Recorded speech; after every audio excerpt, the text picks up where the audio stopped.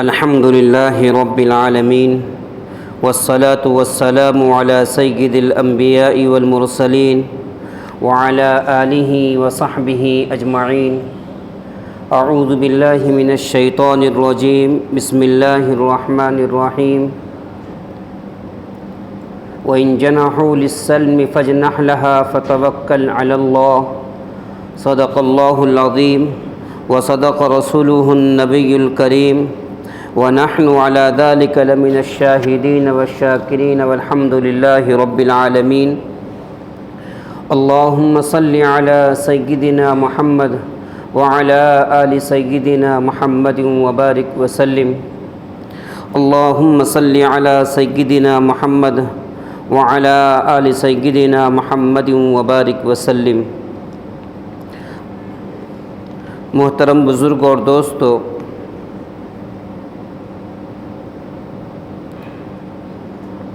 آپ حضرات کو معلوم ہونا چاہیے کہ اسلام امن اور سلامتی کا مذہب ہے.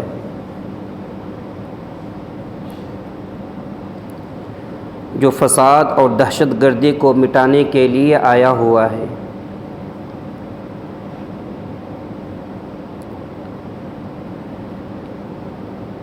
دنیا میں اس وقت جو فساد برپا ہے اس کا علاج اسلام کے سوا کسی اور کے پاس نہیں ہے.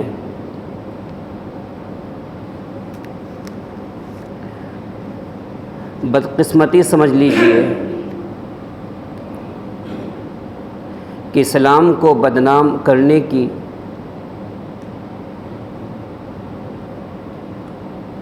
اتنی کوشش کی گئی، اسلام کو نشانہ بنایا گیا، اسلام کے خلاف پیغنڈے کھڑے کیے گئے. جب ایک آدمی بار بار کسی کو برا بھلا کہتا ہے، بار بار جھگڑا کرتا ہے، تو اس کا جواب دینا بھی ضروری ہوتا ہے.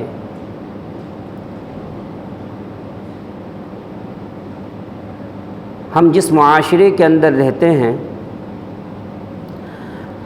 اگر ہمارا پڑوسی بار بار ہمیں تکلیف دے رہا ہے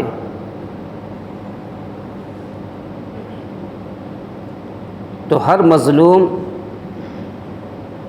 اس کی جواب دینے کی کوشش کرتا ہے.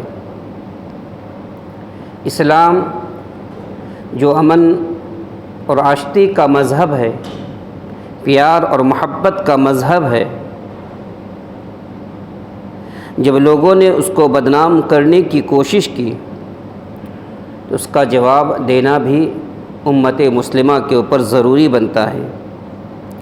جواب فکری بھی ہونا چاہیے، دل و دماغ سے بھی ہونا چاہیے، اور جواب عملی بھی ہونا چاہیے. اسلام کو عربی زبان کے اندر اسلام کا جو مادہ نکلتا ہے سلیمہ. سلیمہ کے معنی سلامتی کے آتے ہیں، امن کے آتے ہیں، پیار اور محبت کے آتے ہیں، اطاعت اور سپردگی کے آتے ہیں. لہذا مسلمان جہاں پر بھی اطاعت الہی کا نمونہ ہے، اللہ کا فرما بردار ہے، اللہ کی عبادت کرنے والا ہے، وہاں پر یہ اسلام کا معنی شامل ہو جاتا ہے. وہاں امن اور سلامتی کا پیکر بھی ہے. اسی لیے آپ نے کبھی نہیں سنا ہوگا کہ کسی مسلمان نے اٹھ کر کسی کو بلا وجہ مار دیا. کوئی وجہ ہی نہیں. کسی مسلمان نے اٹھ کر کسی کو بلا وجہ تکلیف پہنچانی شروع کر دی، آپ یہ تو سن سکتے ہیں جب مسلمانوں کی صحبت، مسلمانوں کی تربیت صحیح طریقے سے نہیں ہوتی، مسلمان چور تو ہوگا، ڈاکو تو ہوگا، چھین چھپٹ کرنے والا تو ہوگا، لیکن جب اس کی صحیح تربیت کی جاتی ہے، اس کو دینی ماحول جب میسر آ جاتا ہے، تو اس کے اندر سے آہستہ آہستہ تمام کی تمام خرابیاں نکلنی شروع ہو جاتی ہیں۔ قرآن مجید نے اس مادے سے سلم اور سلام کے الفاظ کے معنی امن اور سلامتی اور آشتی کے معنوں میں استعمال فرمایا۔ جو آیت کریمہ تلاوت کی ہے وَإِن جَنَحُوا لِلسَّلْمِ فَاجْنَحْ لَهَا وَتَوَكَّلْ عَلَى اللَّهِ،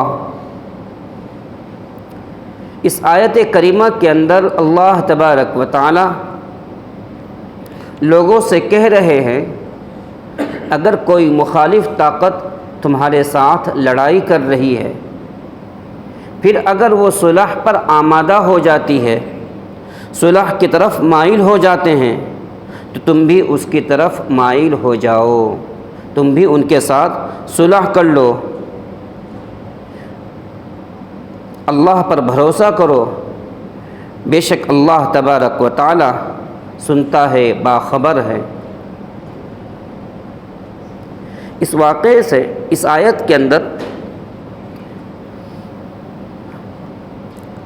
اللہ کے رسول صلی اللہ علیہ وسلم کی زندگی کے اندر یہ حالات جب پیش آئے تھے،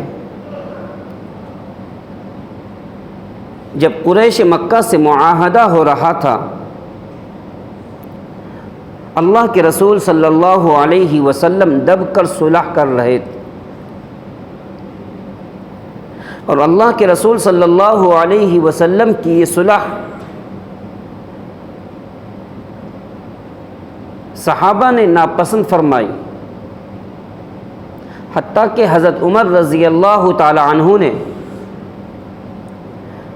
اب صلی اللہ علیہ وسلم سے فرمایا کہ اللہ کے رسول کیا ہم حق پر نہیں ہیں؟ ہم دب کر صلح کیوں کریں گے؟ لیکن اللہ کے رسول صلی اللہ علیہ وسلم نے کسی کی بات نہیں مانی، اور دب کر صلح کرنے کے اندر اللہ تبارک و تعالیٰ کی طرف سے بشارت آئی، انا فتحنا لک فتحا مبینا۔ اسی کو اللہ تبارک و تعالیٰ نے فرمایا اگر مخالف طاقتیں صلح پر آمادہ ہو جاتی ہیں تو تمہیں آپس میں صلح کر لینا چاہیے۔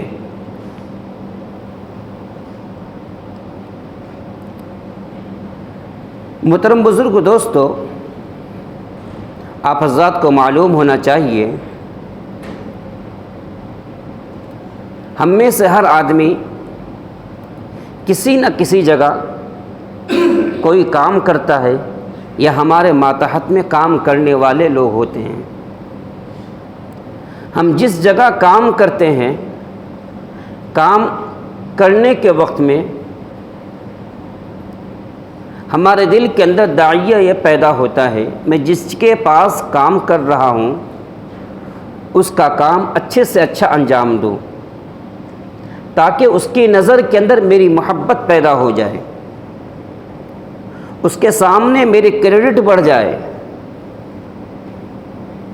اور جب ایک انسان ایک جگہ جم کر کام کرتا ہے، کام کرنے کی وجہ سے اللہ تبارک و تعالی اسی مقام سے اسے برکت بھی عطا فرما دیتے ہیں، اور اللہ اسے عزت بھی عطا فرما دیتے ہیں۔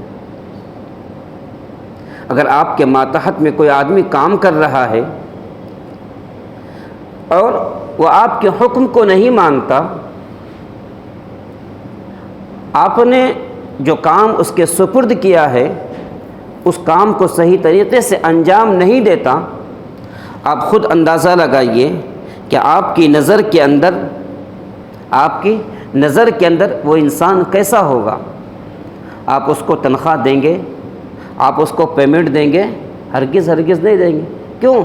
وہ آپ کی بات بھی نہیں مان رہا ہے، وہ صحیح طریقے سے کام بھی نہیں کر رہا ہے، وہ انعام کے مستحق نہیں بلکہ سزا کا مستحق ہوگا۔ اس لیے آپ نے دیکھا ہوگا جس جگہ ورکر لوگ کام کرتے ہیں، اگر ورکر کام نہیں کرتا تو اس کے اوپر کا آدمی اس کو کیا کرتا ہے؟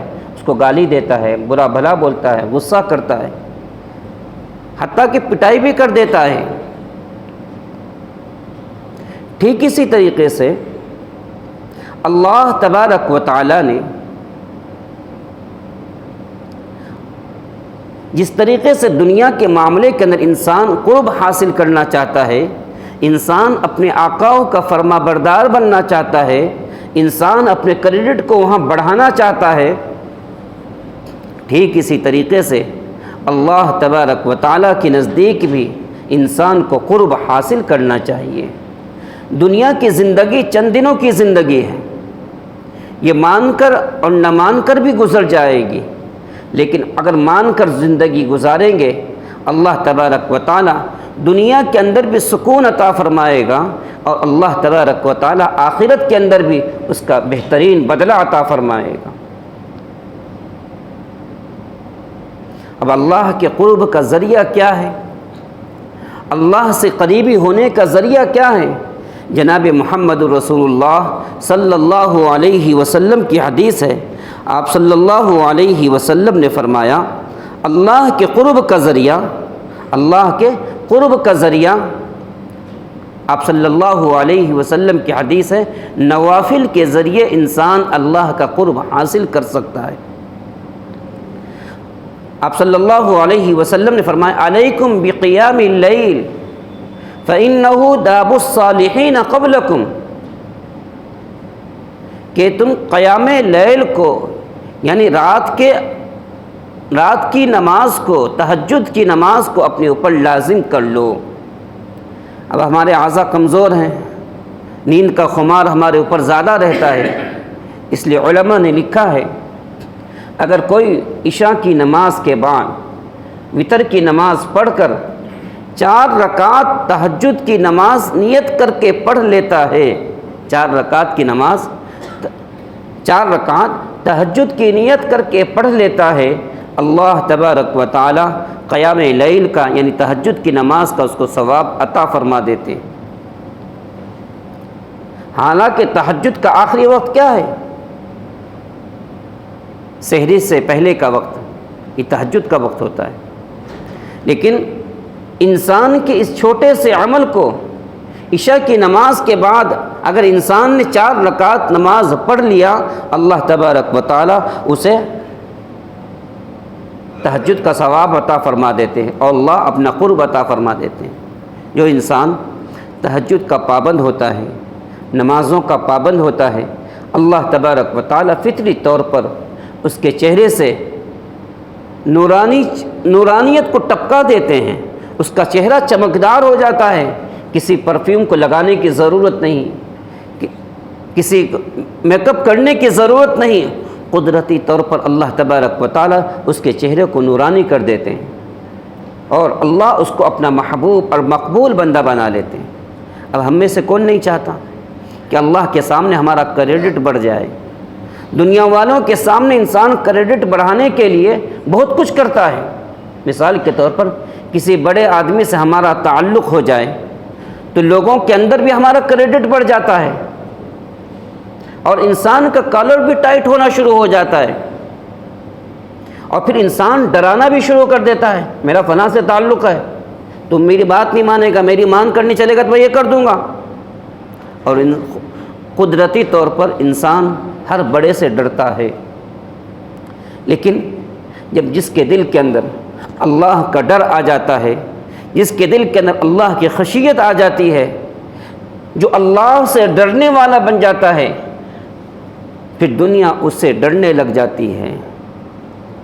اس کی ایک مثال دوں، پرانے زمانے کے اندر اس زمانے کے جو بادشاہ ہوا کرتے تھے، وہ بادشاہ بھی بڑے متقی اور پرہیزگار ہوا کرتے تھے، ان کے دل کے اندر اللہ کا خوف، اللہ کی خشیت ہوا کرتی تھی، وہ تہجد گزار ہوا کرتے تھے، ان کے دل کے اندر غریبوں کا غریبوں کی ہمدردی، مسکینوں کی ہمدردی ہوا کرتی تھی۔ ایک مرتبہ اس کی رعایا میں سے ایک آدمی نے بادشاہ کے پاس جا کر شکایت کی کہ حضور،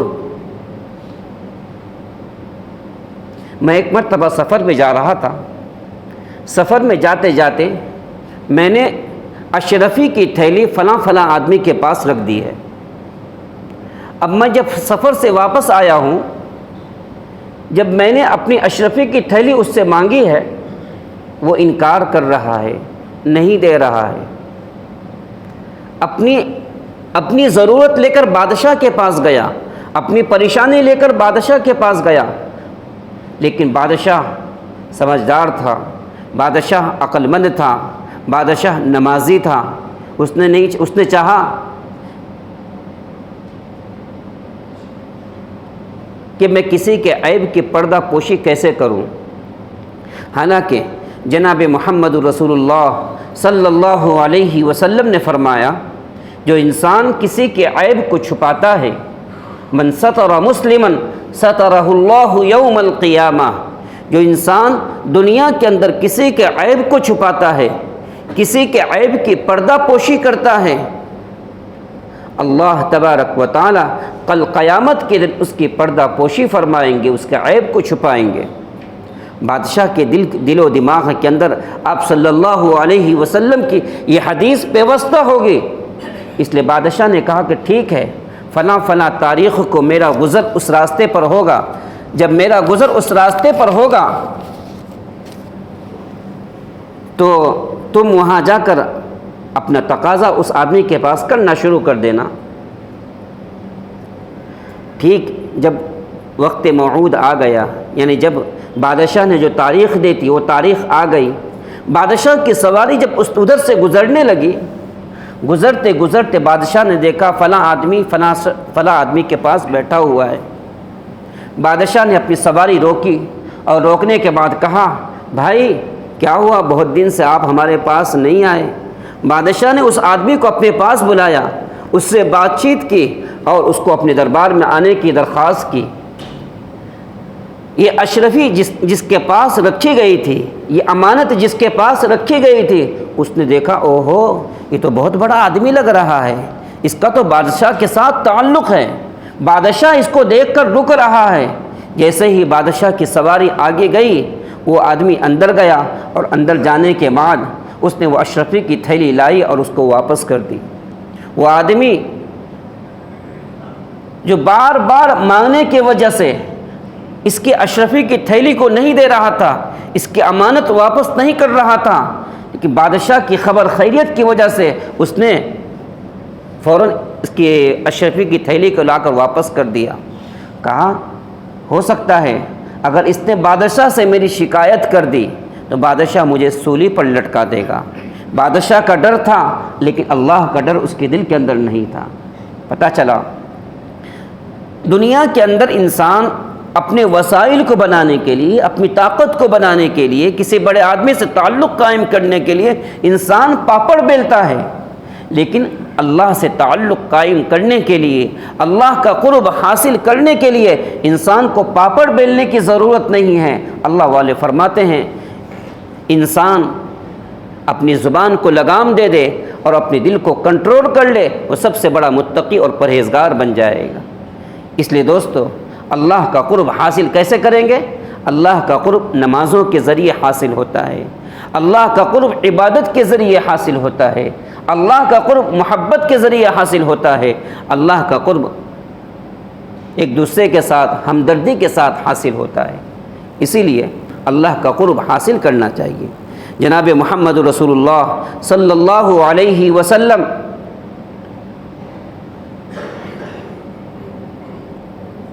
کے بارے میں اللہ تبارک و تعالیٰ نے فرمایا، اگر تم اللہ کے رسول سے محبت کرنا چاہتے ہو، اگر تم اللہ کے رسول سے محبت کرنا چاہتے ہو، اگر تم اللہ سے محبت کرنا چاہتے ہو، تمہیں رسول سے محبت کرنا پڑے گا۔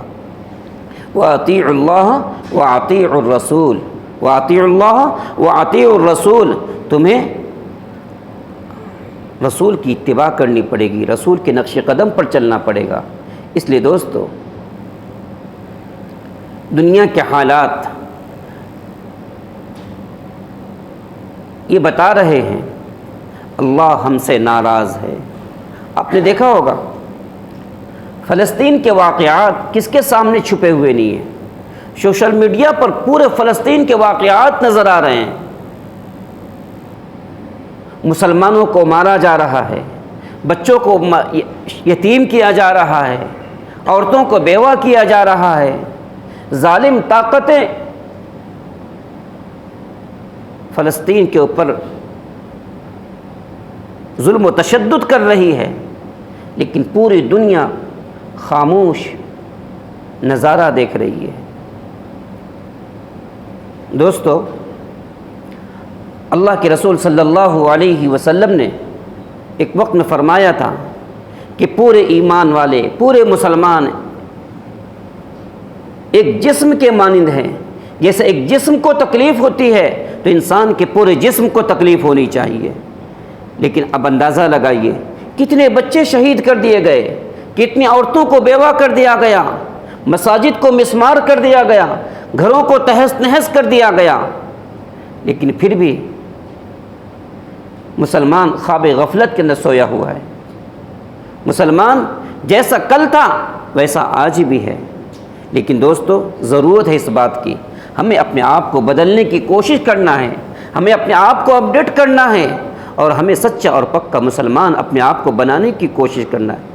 جناب محمد رسول اللہ صلی اللہ علیہ وسلم نے اس فلسطین کے بارے میں، فلسطین سے مسلمانوں کا کیا تعلق ہے، آپ صلی اللہ علیہ وسلم نے فرمایا اگر کوئی اللہ کے گھر کو دیکھنے کے ارادے سے سفر کرتا ہے، کوئی مسجد حرام کو دیکھنے کے گھر سے اپنے گھر سے نکلتا ہے، سفر کرتا ہے، کوئی بیت المقدس یعنی خانہ بیت المقدس یعنی قبلہ اولیٰ کو دیکھنے کے ارادے سے نکلتا ہے، اس کا یہ سفر کرنا باعث برکت ہے، باعث ثواب ہے۔ اللہ کے رسول صلی اللہ علیہ وسلم نے وہاں پر تمام انبیاء علیہم السلام کی امامت کرائی۔ اللہ کے رسول صلی اللہ علیہ وسلم نے تمام انبیاء علیہم السلام کی امامت کرائی۔ پتہ یہ چلا اللہ تبارک و تعالیٰ نے قرآن کریم کے اندر بھی اس اطراف کی جگہ کو برکت والی جگہ فرمایا ہے، تو وہاں سے ایک مسلمانوں کا ایمانی تعلق ہے، ایمانی رشتہ جڑتا ہے۔ اب ہم کیا کر سکتے ہیں؟ ہماری حکومت اس بات کی اجازت نہیں دیتی، اور کرنا بھی نہیں چاہیے کہ ہم تلوار لے کر کھڑے ہو کر وہاں چلے جائیں۔ نہیں، اللہ کے رسول صلی اللہ علیہ وسلم نے فرمایا ایک ایمان والے کا ایمان والے کے ساتھ یہ تعلق ہونا چاہیے کہ ایمان والے کو اگر کہیں پر بھی تکلیف پہنچ رہی ہے تو ایمان کے ناطے سے ہم کیا کر سکتے ہیں؟ اس کے لیے ہاتھ اٹھا کر دعا کر سکتے ہیں، اس کے لیے ہم صدقہ خیرات کر سکتے ہیں، اس کے لیے ہم مخالف طاقتوں کی جو پروڈکٹ ہے، جو سامان وہ تیار کر رہے ہیں، ہم اس کا بائیکاٹ کر سکتے ہیں۔ اب موبائل کا دور ہے، ٹیکنالوجی کا دور ہے، آپ اگر موبائل کے اوپر ماریں گے کہ اسرائیل کی مصنوعات کتنی ہیں، کیا کیا بناتا ہے، آپ وہ تمام کی تمام مصنوعات اس کے اوپر سے آپ کو ڈیٹیل مل جائیں گی۔ اگر آپ اس کا استعمال کرتے ہیں تو آپ کو اس کا بائیکاٹ کرنا چاہیے، استعمال کرنا چھوڑ دینا چاہیے۔ ہو سکتا ہے آپ بولیں گے کہ ہمارے ایک کوکو کولا خریدنے سے کون سا بڑا نقصان ہو جائے گا؟ آپ ایک کوکو کولا خریدیں گے، آپ ایک کولگیٹ خریدیں گے، آپ ایک ان کی چیز خریدیں گے، ایک چیز خریدنے سے ایک گولی تو ان کے ہاتھ میں آ جائے گی، اور ایک گولی کوئی فلسطین کا بچہ اس کا نشانہ بن جائے گا۔ میک ڈونلڈ جو اسرائیل کو خوب مدد کرتا ہے، اور آج کا مسلمان بڑے شوق سے جا کر گھر کا کھانا چھوڑ کر میک ڈونلڈ کے اندر کھاتا ہے، اسرائیل کی چیزوں کو استعمال کرتا ہے۔ اس لیے دوستو، حالات ہمارے سامنے ہیں، ویڈیو ہم نے دیکھا، اس کے اوپر زیادہ تبصرہ کرنے کے بجائے ہم اللہ کی طرف رجوع ہوں، اللہ سے معافی مانگیں۔ ایک بچے کا ویڈیو آیا، جب اس کی ماں کو شہید کر دیا گیا، اس کی ماں کو شہید کر دیا گیا، شہید کرنے کے وقت میں اس کی ماں اپنی زبان سے کہہ رہی ہے، بیٹا کسی نے ہماری مدد کی کہ نہیں کی؟ جیسا ایک باپ ایک ماں مرتے وقت میں فلاں نے مدد کی کہ نہیں کی، چاچا نے مدد کی نہیں کی، اس ماں پوچھ رہی ہے کسی ملک نے، کسی مسلمان ملک نے مدد کیا کہ نہیں کیا؟ ایک چھوٹا سا بچہ 11 سال 14 سال کا بچہ اپنی ماں سے کہہ رہا ہے، کیا ماں ہمیں کسی کی مدد کی ضرورت نہیں ہے، ہمیں تو اس کی مدد کی ضرورت ہے۔ جب ابراہیم علیہ السلام کو آگ کے اندر ڈالا گیا، جبرائیل علیہ السلام آئے، آسمان کا فرشتہ آیا، پانی کا فرشتہ آیا، ہوا کا فرشتہ آیا، ہر ایک فرشتے کا انکار کر دیا اور کہا کہ اگر اللہ تبارک و تعالیٰ مجھے دیکھ رہا ہے تو ہمیں کسی کی ضرورت نہیں۔ وہ بچہ کہتا ہے، ماں ہمیں کسی کی ضرورت نہیں، اللہ ہماری مدد کرے گا، اللہ ہمارا حامی اور ناصر ہے۔ تو دوستو، اللہ تبارک و تعالی حالات ہمارے اوپر بھیج دیں گے، اللہ حالات ہر ایک کے اوپر نہیں بھیجتے۔ جیسے آپ کے گھر میں چھوٹا بچہ ہے، چھوٹا بچہ اگر ایک کپ اٹھانے کی طاقت رکھتا ہے تو آپ بچے کو کپ اٹھانا دیں گے، آپ بچے کو گھڑا نہیں دیں گے، آپ بچے کو 10 کلو کا وزن نہیں دیں گے۔ بچے کے اندر جتنی کیپیسٹی ہے، جتنا برداشت کر سکتا ہے، اتنا ہی بچے کو آپ اٹھانے کے لیے دیتے ہیں۔ ایسے ہی اللہ تبارک و تعالیٰ دنیا کے اندر حالات بھیجتے ہیں، حالات اس لیے بھیجتے ہیں اور اللہ تبارک و حالات بھیجتے ہیں تاکہ میرے بندے کیا ہو جائے، ان حالات کو دیکھ کر سمجھ جائے، میرے بندے ان حالات کو دیکھ کر سمجھ جائے اور اللہ کی طرف راغب ہو جائیں۔ اللہ تبارک و تعالیٰ نے وہاں پر حالات بھیجے، وہاں پر حالات بھیجنے کا مطلب یہ کہ مسلمانوں تم سمجھ جاؤ۔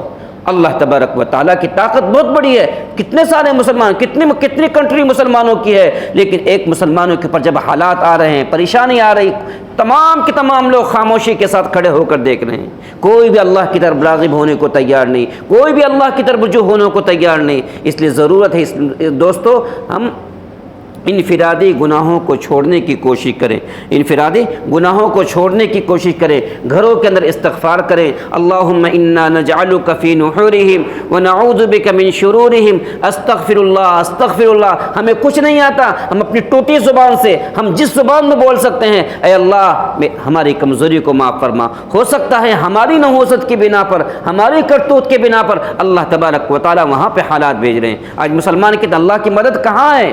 کیوں نے صلاح الدین پیوبی پیدا ہو رہے ہیں؟ آج مسلمانوں کا نوجوان موبائل لے کر بیٹھتا ہے، آج مسلمانوں کی بچیاں موبائل لے کر پوری رات اس کے اوپر چیٹنگ کرتی رہتی ہیں، پھر اللہ کی مدد کہاں سے آئے گی؟ صلاح الدین ایوبی انہی کے اندر سے پیدا ہوں گے، حضرت عمر انہی کے اندر سے پیدا ہوں گے، بڑے بڑے سپہ سالار ہمارے اندر ہی سے پیدا ہوں گے۔ کب پیدا ہوں گے؟ جب ہم اپنے آپ کو بدلنے کی کوشش کریں گے، ہم سچے اور پکے مسلمان بن جائیں گے۔ جناب محمد رسول اللہ صلی اللہ علیہ وسلم نے فرمایا، ایک وقت آئے گا، سیاتی علی الناس زمان لا یبقى من الاسلام الا اسم، کہ ایک وقت آئے گا اسلام کا صرف لیول باقی رہے گا، اسلام کا صرف نام باقی رہے گا اور قرآن کو رسمی طور پر پڑھا جانے لگے گا۔ اس لیے دوستو، وہ دور آ چکا ہے، ہمیں اپنے آپ کو بدلنا ہے، چھٹائی کا دور ہے۔ اگر ہم اپنے آپ کو نہیں بدلیں گے، اللہ تبارک و تعالی ہمارے اوپر ظالم حکمرانوں کو مسلط کرے گا، وہ ہمیں مارے گا، ہماری عزت، ہمارے باعزت لوگوں کو بے عزت کرے گا، اور کیا کرے گا؟ پھر اللہ تبارک و تعالی اسی قوم کو ہدایت دیں گے، پھر وہ اللہ کی فرما برداری کریں گے۔ اس لیے ضرورت ہے اس بات کی ہم اللہ کی طرف رجوع ہوں، اللہ سے معافی مانگیں، توبہ اور استغفار کریں، اپنے بھائیوں کے لیے جتنا ہو سکے ہم صدقہ خیرات کریں۔ صدقہ کرنے سے اللہ تبارک و تعالی بلاؤں کو، مصیبتوں کو دور کرتا ہے۔ اللہ ہم سب کو کہنے سے زیادہ عمل کرنے کی توفیق عطا فرمائے۔